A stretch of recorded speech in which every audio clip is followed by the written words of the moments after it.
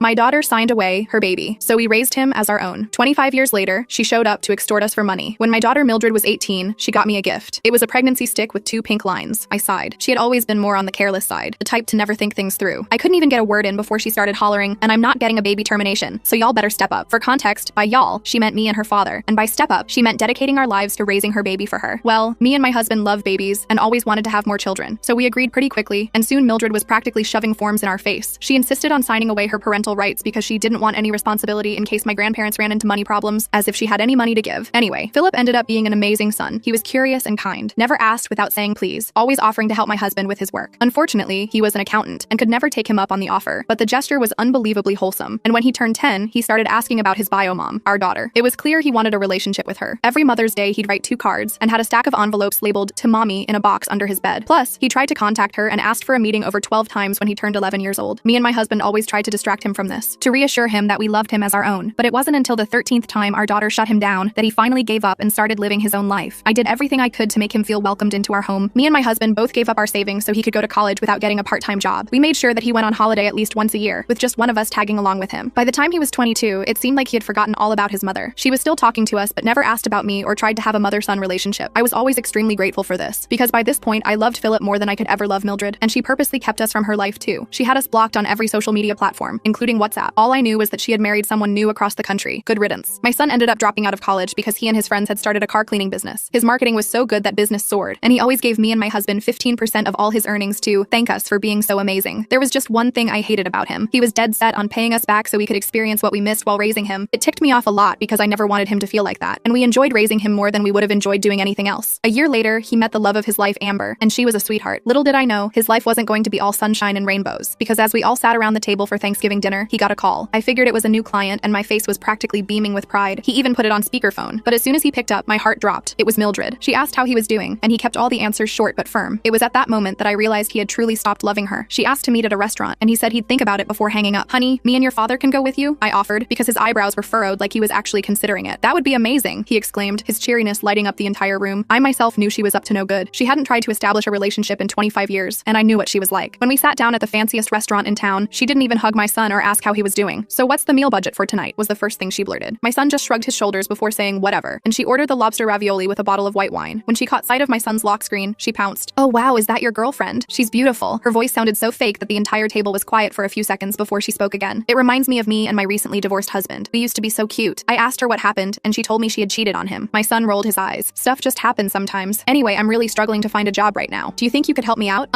I guess. Great. What she said next shook me to my core. "I'm going to need around $14,000 to secure an apartment. I'll send you my bank details, so make sure to send the money before the weekend." I expected my son to get angry, but instead he just nodded and waited for the food to arrive. So I opened my mouth to speak and rip her a new one, but then I felt a pinch under the table. It was my son, so I just stayed quiet. Little did I know, my sweet son had an ace up his sleeve, and my daughter was finally going to suffer the way she deserved. When we got home that night, I was still fuming. I paced around the kitchen while Larry made us some tea, trying to calm me down. Philip sat at the counter, scrolling through his phone like nothing had happened. "I just don't understand how you can be so calm about this," I said to him. "That woman abandoned you, ignored you for years, and now she just waltzes back into your life demanding money?" Philip looked up from his phone with that same mysterious smile. "Mom, trust me, I've got this handled." "What does that even mean?" I asked, exasperated. He showed me his phone screen. He'd opened his banking app and was in the middle of making a transfer to an account I didn't recognize. The amount? Exactly $14. $14? I asked, confused. "Yep, she asked for money. She didn't specify how much in her text, so I'm giving her money. $14 should cover a nice lunch, right?" Larry burst out laughing. I couldn't help but join in. The tension in my shoulders finally released. My boy wasn't a pushover after all. "You're something else, kid," Larry said, patting Philip on the back. The next morning, I was making breakfast when Philip's phone started blowing up with notifications. He was still asleep, but his phone was on the kitchen counter charging. I wasn't trying to snoop, but the messages kept popping up on his screen. "Where's the rest of it?" one read. "This isn't funny," came another. "I need that money by tomorrow." I woke Philip up and showed him. He just chuckled, typed something quick, and went to take a shower. I couldn't help myself. I peeked at what he'd written. "Sorry, budget's tight this month. Hope the $14 helps." The calls started coming in around noon. Philip ignored them all, letting them go to voicemail. By evening, there were 17 missed calls from Mildred. Philip listened to the voicemails with the phone on speaker so Larry and I could hear. Each one got progressively angrier and more desperate. "You think this is some kind of joke?" she screamed in the last one. "I'll show you what happens when you mess with me." I started to worry. "Maybe we should call the police?" That sounded like a threat. Philip shook his head. "She's all talk. Always has been, right?" I nodded, but I wasn't convinced. I knew Mildred better than he did. She could be vindictive when she didn't get her way. 3 days passed with no word from Mildred. I started to relax, thinking maybe she'd given up. Philip went back to work at his car cleaning business, and life seemed to return to normal. Then it happened. I got a frantic call from Philip around lunchtime. "Mom, she's here, at the business, making a scene." I grabbed my keys and Larry, and we raced over to Philip's shop. When we pulled up, I could hear the shouting from the parking lot. Mildred was standing in the middle of the reception area, screaming at the top of her lungs lungs while customers looked on in horror. You owe me. I gave birth to you. The least you could do is help your mother out. Philip was standing there, calm as could be, hands slightly raised in a placating gesture. Ma'am, I'm going to have to ask you to leave. You're disrupting my business. Ma'am,